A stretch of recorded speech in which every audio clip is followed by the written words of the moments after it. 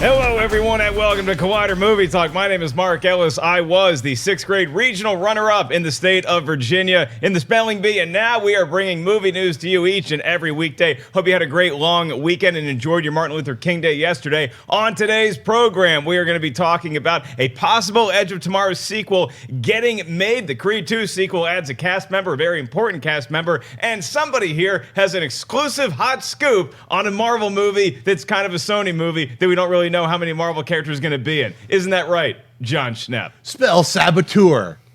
S-A-B-O-T-E-U-R. Man, this man is good. Still got it. He's good. Still got it. That's Jon Schnepp. Next to him, Perri Nemiroff. Oh, hi. It makes it a lot easier when you've tried to spell it like 4 times before the show starts, though, right? Look, I practiced. You want to throw another word at me? I'm ready to go. Isn't that right, Kristian George Harloff?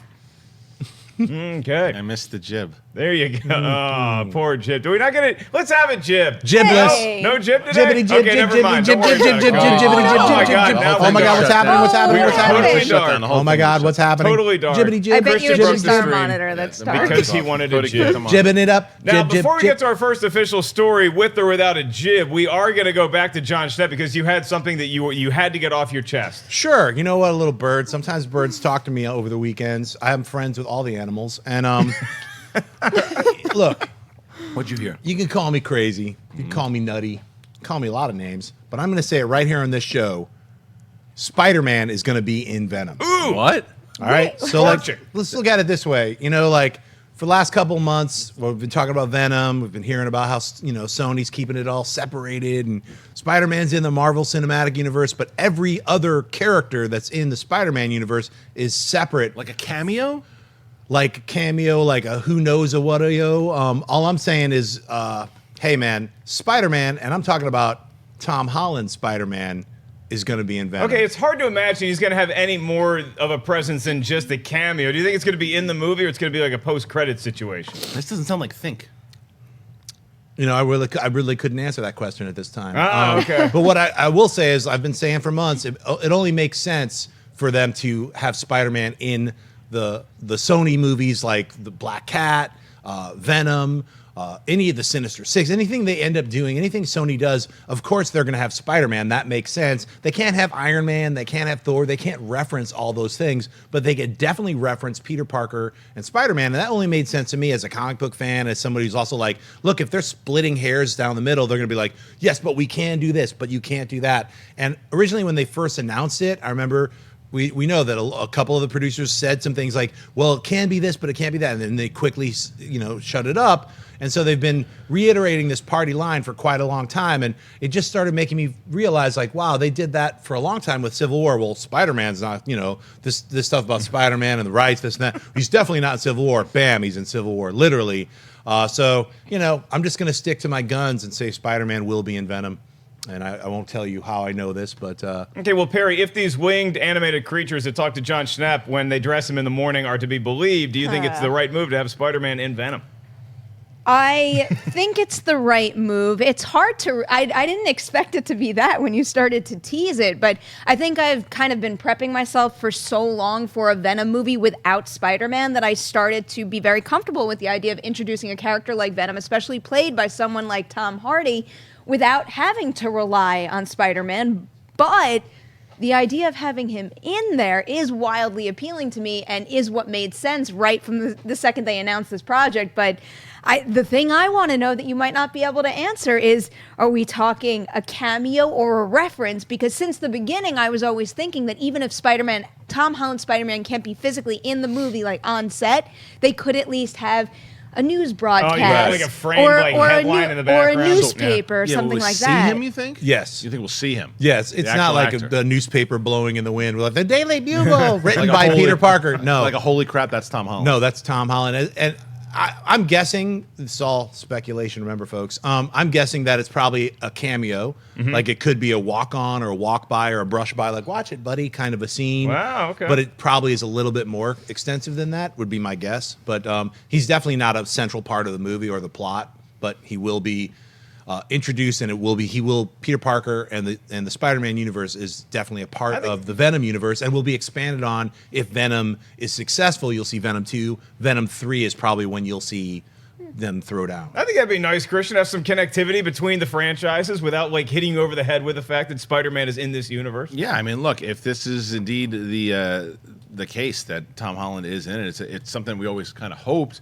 I would start to question as far as how many, like depending on how big the role is in the film, does that now? How did they play that into his contract? You know, like, are we going to feel if we see this movie? Is that one of the movies that counts against a what I mean. contract? So Yeah. like that's like, did they already include that? They knew they were going to do all these kind of standalones inside of the deal that he was contracted to do. Very similar to what like Chris Evans did in was it Dark World when he showed up. Like, did they waste that appearance? People were talking about. Is that a waste now? That one didn't count though. That little like like, hey, look. No, I know, camera. but the questions were starting to be asked. Right. Did they waste it? Is that part of the deal? Do we know? Like, and I think that's probably the same thing I'd be wondering here, because I think depending on how big the role is, that it could be something that they might waste if it's not done properly. But going off your point, you kind of hope that he would be in it, because it would then tie these things together and make it seem like, oh, this isn't just a random movie. It actually is the same universe. It's so important, especially if you're a Spider-Man fan, if you've not just read the comics, but if you've enjoyed the animated series. It's so important to tie all these characters together and not just be like, look, I'm in my own universe. You're like, that doesn't make any sense. And they know it doesn't make sense. It's going to be the surprise. Well, it's not a surprise anymore, but you don't have to believe me. Well, I mean, like contractually, if that was going to count against Tom Holland's appearances, it's definitely a waste for Marvel, not a waste for Sony. That's a huge get if they can get Tom Holland in there, as reported by Jon Schnepp's gaggle of birds. We could be sitting in a theater and in wrestling terms say, good God, that's Tom Holland's music. Nice. Thank you. It's a new leaf, everybody. It's a Tuesday. The Bluebirds over at Deadline are reporting that Growing Pains star Leonardo DiCaprio is going to be joining Quentin Tarantino's Marilyn Manson project set for the summer of 2019. It'll reteam the actor and director from 2012's Django Unchained. It's the 9th movie that Tarantino has done as a director, and it is distributed by, speaking of, Sony. The trade reports that DiCaprio is going to play an aging actor in a story said to be Pulp Fiction-esque, and it's set in 1969 LA, again, during the summer of the Manson murders. Jon Schnepp, going right back to you. Leonardo DiCaprio, are you done tweeting your Venom scoop? Leonardo DiCaprio teaming up with Martin Scorsese, something that Jay Washington and I talked about on Friday when the news first broke. We're pretty excited about it. How are you feeling? I'm sorry, what were you talking about? Oh, This is a little story. Yeah, I'm very excited about Leonardo. It's like I kind of secretly hope that he's not playing Manson. He's not. He's playing an aging actor that is in, because we actually don't know how much of how much of Charles Manson. I don't think a lot of Marilyn. Very Manson's different gonna be in movie. this Cross universe. Charles Manson is going to be at front and center because it's during that summer when all these things are going on. But if it's Pulp Fiction-esque, it might just be a thread going through all these different plot that lines. he's playing the aging actor, and he's got the stuntman friend who hangs out with him, and they go from room to room or set to set, is so exciting. That reminds me of the Pulp Fiction kind of dialogue that we got. So I really, hearing that he's playing that character, I cannot believe it. I mean, it feels like a dream come true. He's so good in Django Unchained. I just recently this weekend rewatched Reservoir Dogs. Stands up. It's such a fantastic film. So I'm looking forward to having that kind of Tarantino dialogue in 1969. This movie can't come quick enough. Yeah, Perry, we heard all these different alias names being bandied about to be in the project. We assumed that DiCaprio could be a frontrunner because he's worked well with Tarantino in the past. The most exciting part of this story to me is that it's going to be Pulp Fiction-esque, and you are going to have these multiple storylines that just have Manson in the backdrop. Yeah, I like the way that they're tying it all together. It's going to be interesting when the movie does come out. We've been calling it the Manson movie from Quentin Tarantino, and then in the end, that will just be in the backdrop. But the idea of Leonardo DiCaprio being in this movie, yeah, obviously, if we were playing buy or sell, I would buy it all day long. I'll watch Leonardo DiCaprio in any movie. The idea of him playing this aging actor, and possibly the one that they're talking about where he's only had one hit, and then the idea of him having a sidekick that's his stunt double, and especially with the rumors that Tom Cruise is being eyed for another role. Could you imagine if Tom Cruise winds up being that sidekick stunt double paired with Leonardo DiCaprio, and it's the two of them in one of these storylines? That sounds brilliant to me. And then also we still have them going after Margot Robbie, and apparently according to this report, he also wrote a supporting role for Al Pacino with Al Pacino in mind. Could you imagine if it all comes together the way that they're saying it possibly could? This would be huge. Yeah, Kristian, I mean, you look at the fact that Tarantino's going to have DiCaprio play an aging actor, and then Sharon Tate, who was an actress in the movie, played possibly by Margot Robbie. Could they link up in the flick? It's very possible, but I only got one thing to say to you. Oh, boy. Here. Hey, baby doll, what's man. going on? Bring Pacino in there. You kidding me? Bring Pacino in there. Absolutely. But look, this is something that Tarantino can absolutely put together this all-star cast because it's a Tarantino flick, and it's not just one of these movies where, how they're going to manage all these egos. It's a Tarantino movie. It'll work. I love the idea of DiCaprio being in the film. Margot Robbie is, if you've seen I, Tonya and you see what she can do, she is so much more than just a pretty face. She is so talented, and she to put her in this movie again, reuniting DiCaprio with Margot Robbie, obviously from Wolf of Wall Street, and then you have Tom Cruise. And I think that's going to happen, by the way. I think it'll be Cruise and DiCaprio together because that alone would sell the film in a kind of big blockbuster type of way, which it won't be a blockbuster film, but it'll sell it that way. And then it's a Tarantino event. Tarantino, Nolan, there are very few directors that it's Scorsese. Those directors are like the event films. Like there are certain directors that are the stars of the film, and Tarantino, even getting all these big, huge stars, is still the star of the film. So this is an amazing story. I hope it all pans out because I would see it if it was a bunch of nobodies. The coolest thing, too, is we're talking about this movie in this stage of the process, and it's coming out in 2019. 2019 Yeah. coincide with the 50th anniversary of the Manson murders. You know what's interesting is that DiCaprio, this will be his next project after The Revenant. This is the next time we see him on screen after his Academy Award-winning performance. Do you like that this is the next movie he's making? 100%, because he's already worked with Tarantino before, and he had an amazing performance with him last time as Calvin Candy. And I want to see them work together again. And that's what DiCaprio does. He continues to work with directors he's familiar with, but yet still challenge him. And that's what he's done as an actor in general. The evolution of Leonardo DiCaprio has been extraordinary. That's right. Every studio in town wanted this movie. Sony landed it. Now they get Leonardo DiCaprio on top of Spider-Man will also be in this film. So we don't know if Tom Holland's making a cameo. He was just a zygote when all these things were going down. Our next story involves Doug Liman talking to Collider. Hey, that's us. Christina Radish. She's a great follow on Twitter, by the way, about his upcoming YouTube series Impulse, when the director revealed that Edge of Tomorrow 2 could be the next film in his helming. Lyman said the scheduling issues between him and his two co-stars, Tom Cruise and Emily Blunt, have been worked out, and now it's all about the script. Speaking about the status of the sequel, Lyman said, "We're just working on the script. We're no longer working on scheduling issues. Now it's down to we have a window where we could go to do it, and we're frantically working on the script. It's one of those movies that we'll only go make if we love the script." Kristian, should we get a sequel to Edge of Tomorrow? Yes, but you have to do exactly what he said. The first thing that made me nervous was frantically working. Because I don't want frantically working. I want Frantically typing. I want you to be calm. I want you to be able to just make this movie. But then he followed it up by, we won't do this movie unless it's a script that we love. And I hope he sticks with that, because the first movie is a gem. It really is. It's a great movie. It didn't do that well in the theater. It did okay. It really found its voice like later on down the line. More people found it. So I think that it is a movie that if you can replicate the type of feel and tone that you did the first time and don't just make it an unnecessary sequel, then absolutely it's something that we should see. But I agree with Lyman. I think that make sure you get exactly the right script that you want. You get the scheduling down.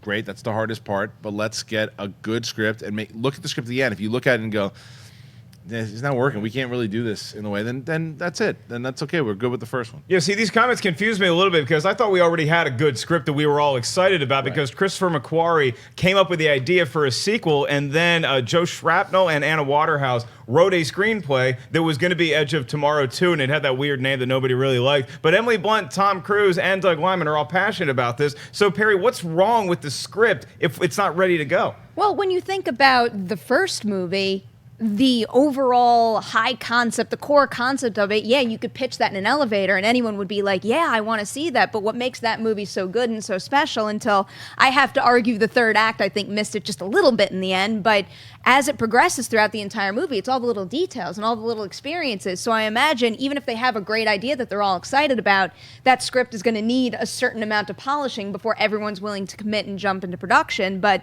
the thing that was confusing to me at first is the idea of figuring out everybody's schedule before you have a script that you really want to shoot. But then when I consider the fact that we are talking about high in demand actors like Emily Blunt and Tom Cruise, maybe that is the thing that needs to come first. But the one line in this that makes me so happy is when it says, if the movie happens, it will be because Emily Blunt, Tom Cruise, and myself are passionate about making it. Wouldn't it be really nice if most movies were made for that reason alone? I think we would wind up with a lot more high quality movies than we have right now. Yeah, we're just waiting on Tom Cruise to become available. Now, hopefully, Schnepp, we can frantically write this screenplay before he gets cast in Quentin Tarantino's Manson movie and then ruin his window. Yeah, I frantically think this movie's not going to happen. I think it's dead in the water. And whenever I hear that kind of stuff, I mean, we've heard just this last year in 2016. Until the script is ready, I'm not going to. And then the Batman's not happening until I sign off on a script that I myself am writing. So this kind of thing, like, yeah, there is a script that already exists. That's what got the whole idea of Edge of Tomorrow, which was a box office failure and got its second round of legs in home video. Just even streaming, people are like, oh man, you got to watch Edge of Tomorrow. And it's like, what? I mean, the title alone, Edge of Tomorrow 2, it can't be called that. We know they have to call it like All You Need Is Kill, Live, Die, Repeat, Edge of Tomorrow 2 in little tiny typeface, maybe kind of disappearing into the mist or something. How are they going to even make this film viable when the first film was such a box office failure? I mean, I loved Edge of Tomorrow, don't get me wrong. I also think it's a one and done. It's an extended Black Mirror. I don't need to see a prequel to Edge of Tomorrow, and I don't want to see one. So I'm hoping they're frantically typing another script and that, they don't waste their time making Edge of Tomorrow 2. I already saw a movie. It was called Edge of Tomorrow. Thanks. I think the title they had for it was Live, Die, Repeat, and Repeat. But Schnepp's the only one on the panel right now that's saying, no, I don't want to see this. I don't think we need this. Do we need a sequel to Edge of Tomorrow? Do we need it? Yes, do we need it? It's impossible for me to say we absolutely need this movie because I don't know what the idea is. The only thing I really have to go on is that he's teased it's a sequel that's a prequel, which isn't that just a prequel? But if they could come up with something as clever as they did in the first movie, who's to say that they can't come up with something special all over again for a sequel, a prequel, whatever you want to call it, in round two? Right. As long as they have that nugget of an idea, I think this could be worth continuing to explore. Yeah, they could do it. I will take. It was not a box office failure though, because the movie itself it cost 178 to make, and it made almost 400 million. It's not great, but it's not a failure. Right. But the movie itself, you could find things, and I think everybody's in agreement. If you find the right nuggets to make it sure, you don't need one, and that's what I was saying. Like, and I think even Doug Liman is saying, and if we don't find, it's not like we have to make this. Right. We need to franchise this thing. No, we think that we have enough to come up with a script that is worth making. And if we find it, and if we frantically work on it and get it done, we're going to make it. But if we don't, then we'll move on. I think they are going to make it. I think that they will do it. I just hope that it doesn't turn into a studio thing to where it's like, oh no, a lot of people actually wind up liking this thing. We got to just put whatever you got. It's like, no, we don't. Right. Just this movie's just about, right now it's just about dogs. And like, well, and then the movie's about dogs. we got a dog movie. We got Tom Cruise write a script. All you need is dogs. I would watch that.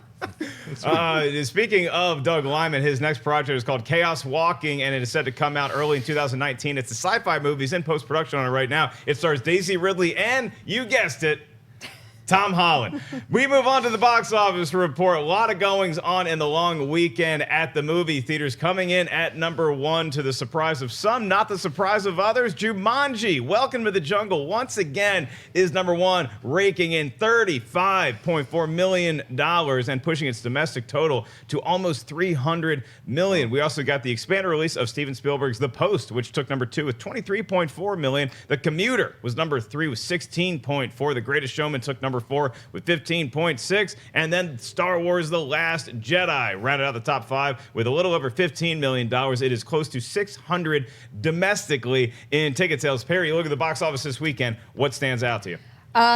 Again, wow for Jumanji. I did think that it was going to make a nice chunk of change considering what time of year it was coming out and the content, but wow, I can't believe how strong this thing continues to perform.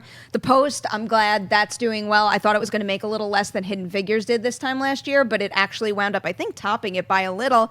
I'm a little surprised The Commuter made as much as it did. I thought that wasn't even going to make it on the top 5.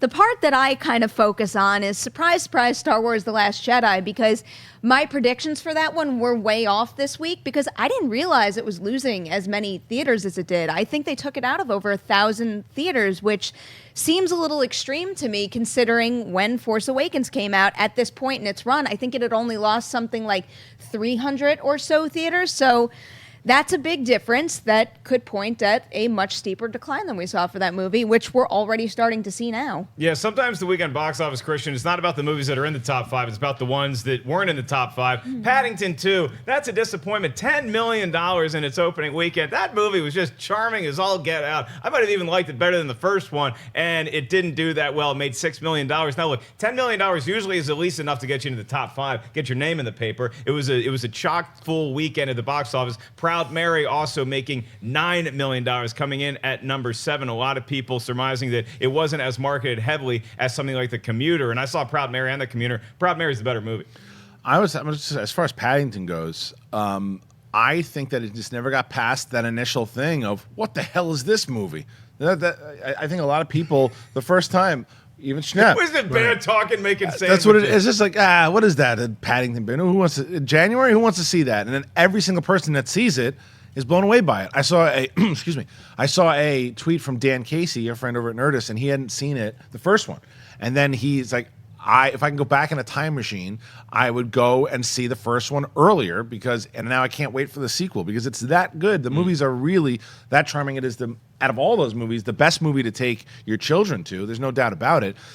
But people just didn't go. I'm curious though what it did in the UK when it came out in November, December, because it didn't. This isn't the first time it's opening. Well, like you mentioned, it's a Christmas movie, and so I was kind of shocked that when I was in the UK over the holidays, that it was everywhere, and I was like, oh, I'm just gonna wait till January 10th when it opens in the States. Now I wish I kind of saw it over the holidays Because it's a holiday film. $125 million. Well, looking at over Mark's shoulder here, that collectively with the domestic here, it's at like 140. Wow. So it played to its audience, and it did it smart. It released it in the UK in November and December. It made its money, and then said, let's try to get some money out of the Yanks. It wasn't marketed here in the States well, because I remember there's not a lot of commercials for it. I saw one poster for it, like Paddington too, and that was like 2 months ago. Yeah. So I don't remember. I remember when the first Paddington came out, and I remember not liking the trailers. Like, what is this goofy stuff? And then I loved the movie. So I'm ready to see. My feeling about the top 5 is that I failed the audience for not going to see Paddington 2 because we almost did, but it was like, it's a long, lazy weekend. Let's stay home. I did see The Post.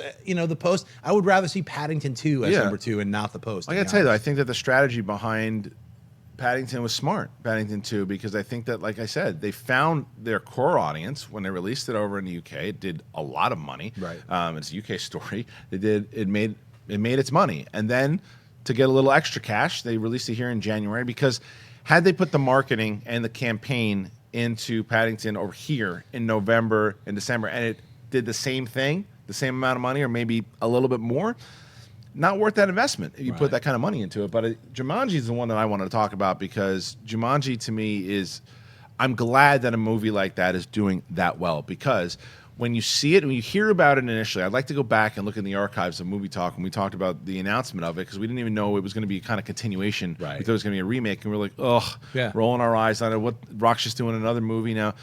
I'm not going to lie. I laughed hard in this movie a bunch of different times. I really enjoyed it. There were a lot of things that I had a couple issues with here and there, but for the most part, it was a fun film, and I'm glad that a lot of people just had fun with it, enjoyed themselves, and the movie did as well as it did. The Post, that's star power on 3 different levels. Yeah. That's the 2 legend actors and the legend director really bringing in the audience. I think it's a topical kind of movie too. It is. It's an Oscar buzz. All it's that an stuff. okay script. That's what I felt. I was like, you just wall to wall actors that we know from everywhere. I liked it. It's a watchable film. Spielberg does a great job directing it, but it's just as far as the way it was told, I didn't care about. I agree with you. This is what I'll say about much. that, and I totally agree. If you want to go back to say the Golden Globes, and I'm curious about the Oscars, as much as I like Spielberg, I think Greta Gerwig should get a shot of Best Director over Spielberg this year. Yeah. Obviously not body Right. of work, but for this year, if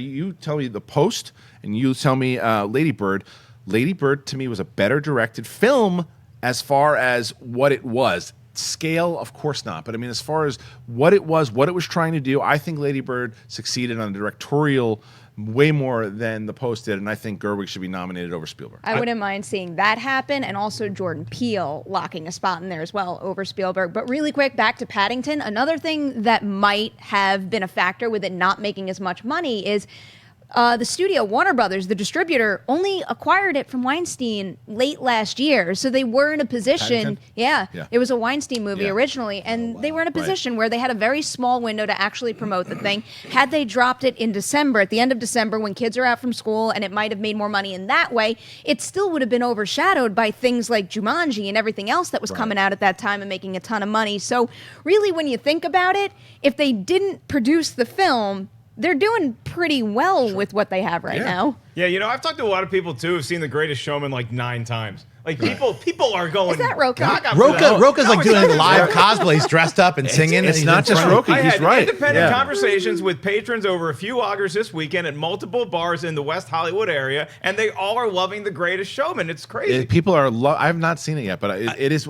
I haven't seen it either, But it's not so. just a one-time thing. He's right. Like I've seen tweets about I'm seeing it for a 5th time. Perry, I'm you've seen for it a like 6th 8 times, I right? have seen it once. I do like you the like music it? a lot, where I did buy a small handful of the songs and I'll listen to. I did. You know, the story that connects all of these big numbers that they do, which are in the choreography and the music, incredible. The story that connects them, not so much. But when you're sitting down to watch a musical like that, it doesn't really take away from just the pure joy of being kind of absorbed in that kind of world. And really, it just goes to show, I think week to week, that movie has had some, crazy minimal drops where there is real value to having legs over maybe a really big opening, especially considering the time of year that movie came out. Sure. I think a lot of times we live in our own little bubble when we talk about advertising. I haven't seen enough for this. Like Paddington, I don't watch a lot of children's programming, so I don't know if that was heavily marketed on Disney XD or things like that. Right. I watch live sports, and I will tell you, I think I could have used a couple more Proud Mary commercials instead of The Commuter. I'm done seeing Liam Neeson growl walking up and down a train. Would have been nice to see Taraji P. Henson kick a little bit of ass in there too. I think it would have. I think that you could have put a little more effort into your advertising budget. It might have done boffo box office returns. Neither one's a fresh movie, but Proud Mary definitely better than at least The Commuter, which again is not saying a whole lot. We're going to move on to agree or disagree because this panel's been entirely too agreeable thus far in the show. The next movie we're talking about is a flick called Expatriate. It's written by Chadwick Boseman. Yes, that Chadwick Boseman, and is also set to star Chadwick Boseman. And this, according to Deadline, Oscar-winning Moonlight director Barry Jenkins is now attached to direct it. It's an international thriller set around the 1970s plane hijacking. Like I said, it was written by Boseman himself, along with his writing partner Logan Coles. Jenkins is currently directing, producing, and in post-production on the James Baldwin novel adaptation If Beale Street Could Talk. That movie is going to come out first, I believe, then Expatriate. So, Kristian, my question to you, agree or disagree with the following statement? Barry Jenkins' next project should be this action thriller. I am saying yes. I mean, I agree with that. I think that's Oh, I'm sorry. It was a question not hard hitting enough. No, for I you? know. I agree with that. I think that those two would be. If you can team those guys up together as action. Is it just an action film or is it a drama as well? It's an action thriller. I mean, the guy's on a plane. It's being hijacked. Not a whole lot of time for I love you. What I'm curious about is when it comes out. Because what I like to see with this Yeah. combination, what I could pose as far as an agree or disagree here too, is I think depending on whether or not it comes out in say like November, I think that with this team together, if it's just an action movie, maybe not. But if it is a thriller, you got a potential to what you could do maybe with Get Out, where Get Out was a thriller with potential Oscar noms. This type of team up, what I would pose is that this could get nominated for an Oscar in some kind. You know what we do here on Agree or Disagree? got? We take what you said, and Oh, then all right. we I spin like it that. in a little spindle Whoa. like Rumpelstiltskin, spinning straw into gold. Perry, what month should this movie be released in? Ooh, that's a difficult question. Agree or This- disagree that it should be in the Oscar season? I can't agree with that just yet, because really, other than a log line, I'm not saying it should be in the I season. don't I'm saying know That's much what I'm about saying. it. Right, I'm saying spun it. Yeah, my what I think is that it could, if it comes out in Oscar season, that it could get nominated. there is always the chance that that could happen. There is always the chance that this could come out, be absolutely ridiculous and bomb. I would side more with what you're saying, even though it's on one really big extreme. But if you're going to pair Barry Jenkins with Chadwick Boseman, two people that are insanely talented, I imagine they're coming together for something they really believe in and something that they can make the most of. With it being his next project, though, or one of his next projects, I love that idea because, yes, he is well known now because he did Moonlight, and that's a really intimate story, but you don't ever want to box someone in like that. So the thought of him doing something like this, I think, is definitely the right step. I know we have some issues where directors who are more familiar in low budget, very independent territory, then jumping into a big studio, crazy action film where all of a sudden the budget balloons can be an issue. But this to me sounds like, and again, this is just based on a logline, it sounds like it could be an action thriller that's more intimate, maybe along the lines of an Atomic Blonde or a John Wick, and that really appeals to me. Yeah, Schnepp, Perry's pretty high on Barry Jenkins tackling a project like this. Do you agree with her that this should be the action thriller that he's meant for? First of all, I agree that he's like, I'm crushing your head. I'm crushing your head. See that picture of him? Put that picture back up. See it? I'm crushing your head. There he is. I'm crushing your head. I'm crushing your head. I'm crushing. Name that TV series. Don't. It's too easy. All right. Yeah, Jenkins. You know what? I don't think he's going to make this action film first. I think he's going to make the Beale film first because that's closer to his interests. That's the film that he wanted to get to. He was like chomping at the bit after Moonlight to just like, I'm doing this film next. I'm doing it. I'm making it. Guess what? He deserves to make it. He won the Oscar. I mean, come on. Can you imagine if this movie comes out and it does get nominated for a bunch of Oscars and Wesley Snipes is like, did you guys not see Passenger 57? Expatriate. Look, I'm not going to say it's not going to get nominated for Oscars. What I'm saying, though, is like, look, Chadwick is a very smart guy. I'm sure it's not an action thriller like I don't think it's like a Taken or a Commuter where it's like an action thriller like that. I'm feeling it's probably a lot more of the hostage crisis type thing with Fugitive. some action. I'm saying like Fugitive because The Fugitive was nominated. Tommy Lee Jones won for The Fugitive, so that's what I'm saying. A thinking man's action film. That's what I mean. What I hope it is. Yeah, because you can get there. Jenkins. Clear and present danger, and things of that nature. You can really get involved. People right away when they think of action and thriller with these plane films, you think of something like another Liam Neeson movie. Right. Executive Decision. That's what I'm saying. Yeah. This is a very different team, and nothing against those movies. But when you put The Commuter out, you know exactly what you're getting. At least you hope you do. But when you put this team together, and we don't know his writing skills yet. Right. So maybe the writing skill, because if you've seen what he has done, I've had the pleasure of talking to him. He's a very intelligent, kind of thoughtful dude, and to have him put together this type of script, maybe it's something, again, like that's why I mentioned Jordan Peele, because if we are going back in time, and I think we even talked about this at one point, we said Jordan Peele, that Jordan Peele, he's going to do a thriller that's coming out in February. Do you think it could get nominated? No. Everyone would say no on the panel, and everyone would be wrong. Well, I'm not saying it's not going to be a great film. I should take that back. You're right. I shouldn't say it's not going to get nominated because Chadwick's a really smart guy. And look, Jenkins wouldn't be messing with this film as just a silly action There's something film. to it. There's something there that they could like wrap themselves around. Right. So, I'm excited to see Expatriate, but I want to see Jenkins hit Beale first. Who knows, though, because Barry Jenkins was in the Oscar race for Moonlight and it won Best Picture, that doesn't necessarily mean he couldn't say, oh, that's a fun action thriller. Maybe not Oscar, bait kind of action thriller, but something that, lets him spread his wings and you also don't know. Fun. Absolutely. And you also don't know what you're going to get once the movie starts going, because there are things that the script itself could present. Right. But then an actor like Chadwick, and then, when you have everybody together kind of putting this thing you don't expect to come from the script, and maybe there was just, you elevate it times 10. His performance just popped off the page even more than I thought. There's so much that could happen. I'm curious to, again, bringing out Get Out, when you look at the script itself, I don't think you read that script and go, Oscar. You go, this could be cool. Yeah. Did we just have three people come in with three different viewpoints on the internet and have an agreeable conversation? Wow. Madness. Take a note. Our next story is about Bob Odenkirk being an action star. Wait for it. No, this is serious. Deadline says that Better Call Saul star Bob Odenkirk is teaming with STX Films and the producers behind Atomic Blonde and John Wick to develop, produce, and star in an action thriller entitled Nobody. Oscar. Odenkirk will play an everyday man who gets pushed past his limits by coming to the defense of a woman being harassed by thugs. He learns later that one of the men he put in the hospital is the brother of a drug kingpin. Oscar! I hate when that happens. John Wick writer Derek Kolstad is attached to pen the screenplay, though a director or release date has not been set. Perry, do you agree or disagree with me? I think that Bob Odenkirk could be the middle-aged action star that we have all been waiting for. I think I want to agree. Yay. I've never seen him do anything along these lines that would suggest he would be the action star we've all been waiting for, but I've seen him in enough things at this point to know that when he takes on a role, he's going to give 100% of himself to the role and make the character the most believable person possible. So this sounds like a drastically different character than I've seen him play recently, but why wouldn't I think someone like Bob Odenkirk could pull this off? I think the thing with this story that I was ashamed of most is that I didn't realize what a prolific producer he was, because just scrolling through his producing credits, it's a significant amount of stuff. And I have a feeling if he's backing this project in that respect and also going to star in it, he knows that he's going to really have to bring it, and I would expect someone like him could. Well, then, Kristian, I'll ask you to put your producer hat on. Do you think that this is a smart project for Odenkirk to be producing? Is this a smart endeavor, putting Bob Odenkirk into an action vehicle? I agree with both of those. I think that the thing is, what I would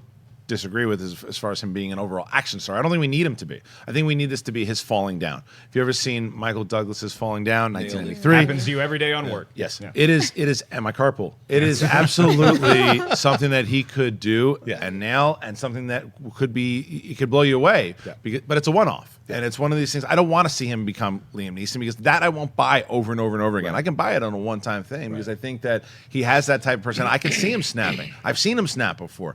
As far as him producing, he's an amazing producer. He's done so much. I mean, for going back to with Mr. Show and whatever he is involved with, I'm always curious, because he is another guy that he gives it his all. Yeah. And this is the project that he wants to do. I think that this could be one of the surprise hits of 2019. Yeah, if you've ever seen him on Mr. Show, you know that when he has a rise to anger, he is the best swear. He's the best Good yeller, yelling too. of Good swear yeller. words I may have ever heard in comedy. But Schnepp, going off Kristian's point, do you agree with him that this could be a box office hit?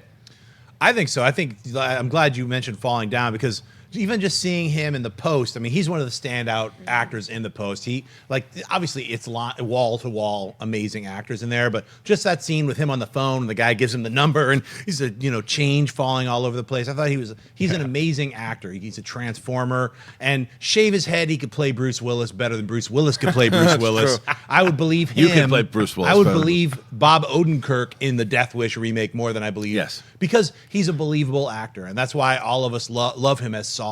All of us love him in any role he plays in, because he commits to the role. And I think if he's going to commit to this role, this is not going to be a stupid action film. This is definitely going to be a film that is very much, like you said, Falling Down. It's going to have these trigger elements to it. You're going to see somebody go from probably a normal lifestyle to a very abnormal lifestyle quite quickly because of the wrong decisions that he makes. So I'm very excited to see Nobody. Do I want to see Nobody 2? I'm not even thinking about it. I hope it is a one and done. I never saw Falling Down 2. Did they ever make it? No, they didn't. So I'm looking forward to it. Yeah, I'm secretly very excited about this movie. Maybe not quite as excited as somebody on the panel is going to be for the next story we're going to talk about. Before we get to that, I want to remind you guys that at the end of the show, we'll save some time for your live Twitter questions. Go ahead and start tweeting us right now at Collider Video. Our last agree or disagree involves Creed 2 and the casting of Ivan Drago's son. This, according to some guy named Jeff Snyder at the tracking board, Romanian boxer Florian Munteanu has been cast as Ivan Drago's kid in Creed 2. Stephen Caple Jr. is directing the sequel for MGM. It's also going to have Sly and Dolph Lundgren reprising their respective roles as Rocky Balboa and Drago. They join Michael B. Jordan as Adonis Creed, and Tessa Thompson will also be back as Bianca. The movie's on track to be released later this year, November 21st. Kristian, agree or disagree with the... You can talk about the boxer, too. Here's what I want to start with. Do you agree with me that there's going to be a scene in this movie where Ivan Drago apologizes to Adonis Creed for killing his daddy. I disagree. I think they're gonna, especially now. Like if this was maybe 5-10 years ago, yeah. But Russian relationships haven't really been the best lately. This So could heal us again. It healed us in '86. It'll heal us again. 85, my friend. And Really? Yep. And I think that That's why we're a team. Yeah. And I think that what they want to try to do, it's possible. They kind of tried to redeem Drago at the end of Rocky IV. That's true. And maybe that his son is the one who is now more driven on success. But it would be interesting to have Drago on the other side. I don't see Drago apologizing. I don't see it happening. But as far as the boxer goes, I always get what Stallone loves to do is cast boxers. He's done it many times. He wanted to eventually, initially, Apollo Creed was supposed to be played by Ken Norton, and I'm glad that didn't happen. Because then we got the great performance, obviously, from Carl Weathers. There was other things that he wanted to do. You look at Tarver in Rocky Balboa; it's fine. Tommy Gunn Morrison, it's fine. I'm just worried about. I mean, although Andre Ward was in Creed, and he was actually pretty good. I'm just hesitant about putting in athletes if they haven't acted before. But I'm not going to say that this guy shouldn't be. He's huge. He doesn't necessarily look like Drago, though. I'll tell you that. Doesn't look anything like Drago. But that doesn't. Those abs look like Drago abs. Right. But who knows? If the kid can act and he's menacing, and maybe he doesn't even necessarily need to. He just needs to be a force in the ring. Then that's all I need. But I want to see what they are going to do with this Drago storyline. Because I'll be honest, when I initially heard about Drago's coming back, I was like, it's kind of weird because when you look at what Rocky was, it was Rocky almost, and I loved it but Rocky IV was like a superhero movie. It was like a farce. It was a superhero movie, and that's fine. And it just evolved from 3 to 4, became bigger, and this big superhero movie. And then he took it more in the realistic with Rocky Balboa, and then even with Creed, bringing back the character of Drago and his son is how are they going to infuse the two? I'm not opposed to it. I'm just cautious. Look, I think Ivan Drago, as played by Dolph Lundgren, is going to be doing the bulk of the speaking for both Drago. Like, I don't think he's going to have a lot of lines. So I disagree that we shouldn't have cast a boxer, that you're hesitant about that, because I don't think he's going to have. He might say, "I must break you," like my dad broke your dad, something like that. Then that's pretty much it. Like, I don't worry about that. Schnepp, do you have any fear casting a real boxer in an acting role? Who is writing this script again? Stephen Cable's directing it, but Stallone wrote the treatment. Well, I mean, fear is not. I wouldn't say that. I would say minor disinterest because I loved Creed for what it was. Yeah. It was like actually like I thought it was just going to be. I thought Rocky VI was the perfect ending, and I didn't need to see any continuation. I thought Creed was a cool way to transition and create a new series, and so that's what they're doing. They're making a Creed 2. Did I need to see Drago come back? Never. Did I want to see Drago or his son or anybody's cousin, his grandma, show up in any of these movies again? Because I do agree. I think the fourth one was clownish. It was very cartoony.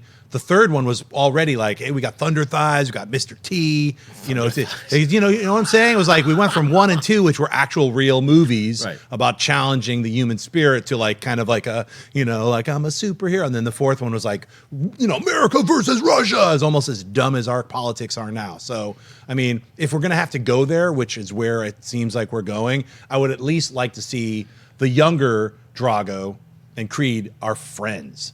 And they're trained together, and then have the ugliness of the two older guys and that hatred of America versus Russia come out from them. If I could steal that, though, I got to disagree with that, because I think that the whole we do. I think there is a way for them to take the big bombastic Rocky IV superhero version of it and make it more realistic in that form they did with Creed, and still make him the villain. Because what you could do, maybe going off of Mark's point, is that this kid sees the Americans and sees people in a different way that maybe the older Drago doesn't. Maybe it is the fact that the older Drago sees things very differently now, and that's kind of maybe what you. That's what I think is going to happen. Is that that's why I think he does get the apology. Is that Ivan Drago, like you can even see him change a little bit during the fight at the end of Rocky IV. Yes. Perry, do you agree with Schnepp that maybe these younger kids, they can actually be friends and heal some countrywide wounds that we may be currently experiencing? I do agree. I think that could be a possibility. I'm not going to say that's the most likely route they're going to go with something like this, but I've been pretty open to the idea of exploring this storyline just because we're so many years later. You could shed new light on it that maybe after you watch Creed 2, you can go back and watch Rocky 4 and have some added insight or look at that in a new way. And they could pair together in an interesting way that we might not see coming. With them casting this boxer, the obvious benefit to that is one of the highlights in Creed, the first Creed, was how they shot the fight sequences. They were incredible. If you hire a professional to do that stuff, odds are it's going to be incredible again. I have high hopes for that. But the obvious downside is, can the guy act? And I have absolutely no clue at all. I saw some sort of training montage, and he certainly looks like he could he's not kick gonna some have to ass, act, but that's though. it. He's not going to have to act too much, He's gonna especially have in the 4 ring. lines. Well, he's gonna sit there. He's gonna look like Evan. He's gonna put some juice into his bicep because that's what his daddy did. And we're gonna be fine. It's gonna be a great fight. I think it's gonna be awesome. And yes, I do think that Drago apologizes, but that the interaction between Drago and Rocky one more time, what's that gonna be like? See, I would They're gonna disagree. face I off. think he's gonna have more than 4 lines. It's like, I don't want to see I could play a video game if I want to box. Like, I'm not a boxing fan for that kind of thing. I don't go to see a boxing movie to see boxing. I go to see it for all the other reasons. So I want to see these characters. If they are going to in fact bring in Drago's son, then I want to see some kind of conflict. Either it's going to be with Rocky and Ivan, or it's going to be with the Creed and the Drago's son. I want to see that kind of combative. Just like we are always arguing about politics when we're not on this show, I want to see that in this movie, because that's what the fourth one, though it was cartoonish, I don't think Stallone is incredibly intelligent. He's going to write a very deep film. That's how I feel about it. Well, he but did it's also write gonna be an Rocky action 4, film. and you look at Rocky 4, and that the Drago character was actually a very deep psychological nemesis, but he only had 4 lines. So we'll have to see how it shakes out. I'm really excited about Creed 2 now. November 21st of this year, kids. Mark it on the calendar. We want to remind you guys that the top 50 superhero movies of all time, it's over. Now you can just enjoy it and go watch each and every episode again and again and see if you agree or disagree with us. So make sure you guys check that out. Subscribe right here to Collider Video. Later on today, we're going to have an all-new episode of Heroes, hosted by the sweatiest of sweaties, the man who talks to birds, Mr. Jon No, Schnepp. not today. Tomorrow. Remember, today's Tuesday.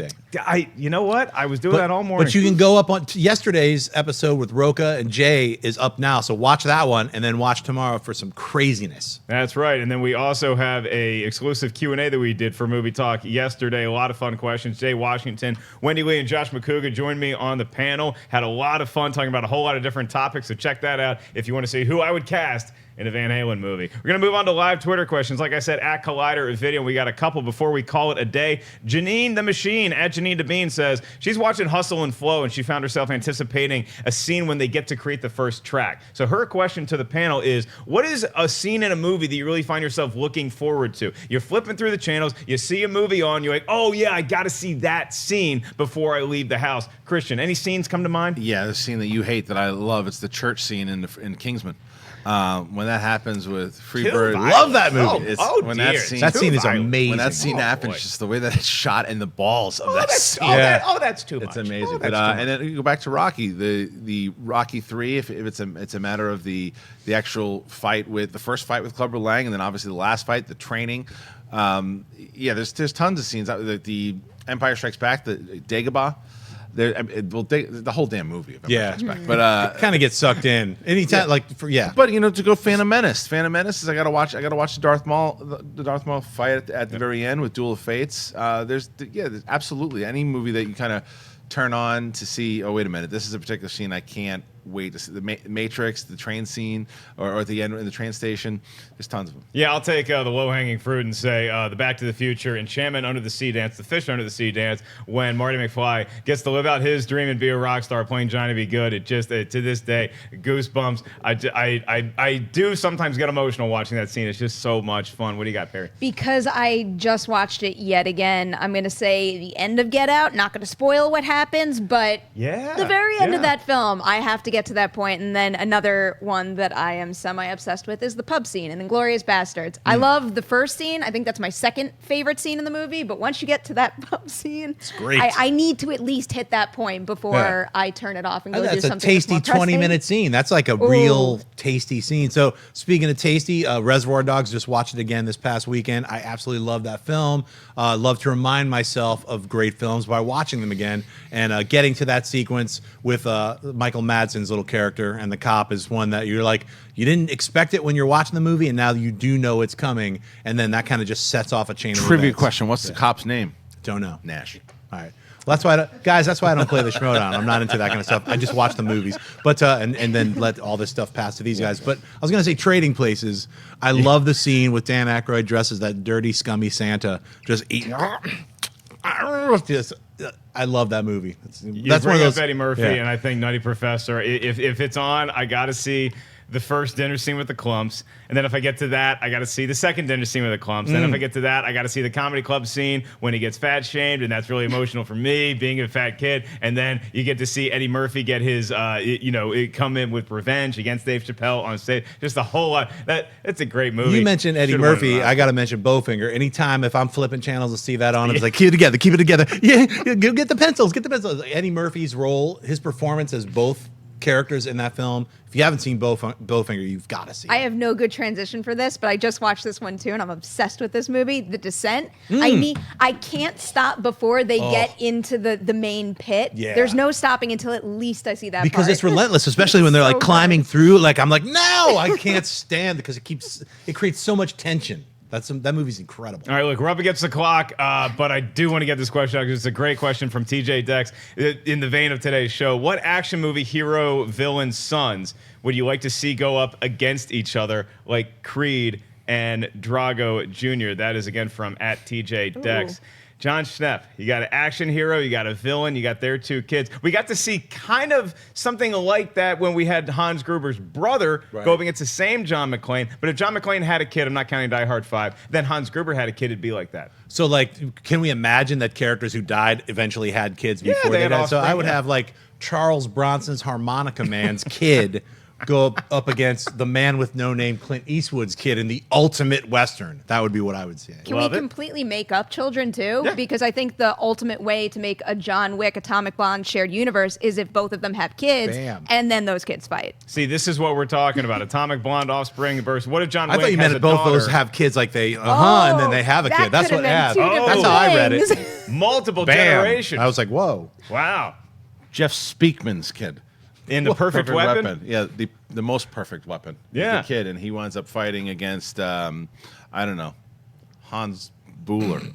I don't know. I gotta Who think the hell about is Jeff Speakman? You had Jeff such a great Speakman? elevator pitch. We got off on the second floor, man. Let's ride this baby to the top. it was too close. Okay, wait. Didn't Schwarzenegger have a daughter in Commando? I'm not really steeped in that yeah, movie. It was Yeah. Alyssa Milano. So what Yeah. if Alyssa Milano's character grows up to be like a badass action and her star? and Rambo's kid become a Commandette. See?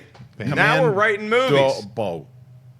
TJ Dex, you get 15% of any profits that we make off any of these horrible movies. That we You will just get nothing. created. You will Thank get you guys nothing. for tuning into Tom this Holland will be edition in all three of of them. That's right. Collider Movie Talk. He'll at least make a cameo for Yeah. Kristian Harloff, Jon Schnepp, and Perri Nemiroff, and the incredible crew behind the scenes, Adam Smith and Cody Hall and Mark Riley. I am merely Mark Ellis at Mark Ellis Live. We'll see you guys bright and early tomorrow, which is Wednesday. Hey everybody, Mark Ellis here. Thanks for watching this episode of Collider Movie Talk. You want to watch more? Then click up here, or you can click right here for more great content from Collider. And if you haven't subscribed to Collider Video, do so right now and share this vid with your friends. Thanks for watching.